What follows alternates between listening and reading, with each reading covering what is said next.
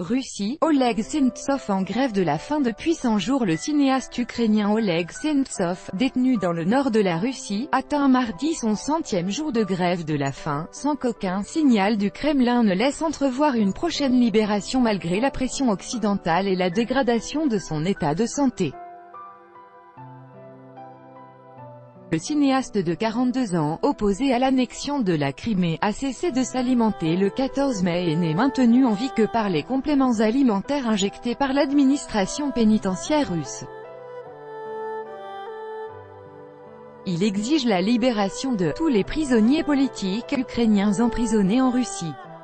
En dépit des nombreux appels d'écrivains, acteurs ou cinéastes occidentaux en faveur du réalisateur, Moscou refuse de céder sur cette affaire, rappelant la gravité des charges de terrorisme, lui ayant valu sa condamnation et assurant que le réalisateur doit demander une grâce pour l'obtenir. Selon sa cousine, interviewée par l'AFP la semaine dernière, Oleg perd espoir, et ne croit plus en une libération. Il a un pouls très faible de 40 battements par minute. Il se plaint du cœur qui lui fait mal, de faiblesse générale et essaye de ne pas se lever souvent pour ménager ses forces, a raconté Natalia Kaplan après avoir reçu une lettre de son cousin. Qualifié de « kamikaze ukrainien » par son avocat, qui le dit « prêt à mourir », le réalisateur a toutefois consenti depuis plusieurs semaines à prendre des compléments alimentaires destinés habituellement aux malades incapables de se nourrir. D'après Zoya Svetova, une militante russe qui a pu le rencontrer le 14 août dans la colonie pénitentiaire de l'Abitnangi Nord, le prisonnier se tient debout et marche, regarde la télévision, écrit et reçoit beaucoup de lettres. La cousine d'Oleg Sentsov, Natalia Kaplan, à Kiev en Ukraine, le 16 août 2018. Copyright AFP, Sergueï Supinski. Le cinéaste dit avoir perdu 17 kg, mais les médecins de la prison parlent de 11 kg, selon Madame Svetova. Les autorités pénitentiaires russes ont annoncé mi-août que des membres de la commission de surveillance publique des prisons avaient rendu visite au cinéaste qui, au cours de la conversation, ne s'est plaint de rien.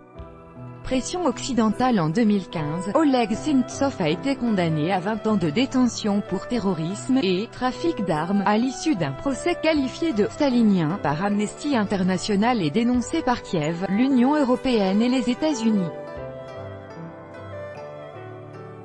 Les ambassadeurs du G7 à Kiev ainsi que de nombreuses personnalités du monde culturel, comme le cinéaste suisse Jean-Luc Godard ou l'acteur américain Johnny Depp, ont appelé à sa libération.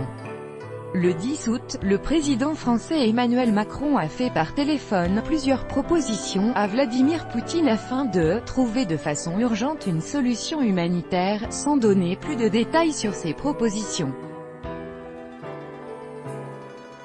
Vladimir Poutine et le président ukrainien Petro Porochenko avaient évoqué en juin au téléphone un éventuel échange de prisonniers entre les deux pays, mais cela ne s'est pas concrétisé. Le porte-parole du Kremlin Dmitry Peskov a lui répété à plusieurs reprises qu'une grâce ne pouvait être accordée qu'à la demande du prisonnier, mais Oleg Sentsov s'y refuse. Kiev a cependant balayé cet argument, rappelant que la pilote ukrainienne Nadia Savchenko, emprisonnée en Russie puis libérée à l'issue d'un échange de prisonniers en 2016, n'avait jamais demandé à être graciée. Lors d'une de ses rares interventions sur le sujet, Vladimir Poutine s'était montré très ferme début juin. En ce qui concerne ce monsieur Sentsov, il a été arrêté en Crimée non pas pour ses activités de journaliste mais pour préparation d'un attentat. En juin, un haut responsable ukrainien s'exprimant sous le couvert de l'anonymat voyait dans cette fermeté le signe d'une hostilité personnelle du président russe envers le cinéaste. La Cour européenne des droits de l'homme, suivie par l'Union européenne, a de son côté demandé à Moscou de donner des soins appropriés aux réalisateurs. Tout droit de reproduction et de représentation réservé. Copyright 2018, Agence France Presse.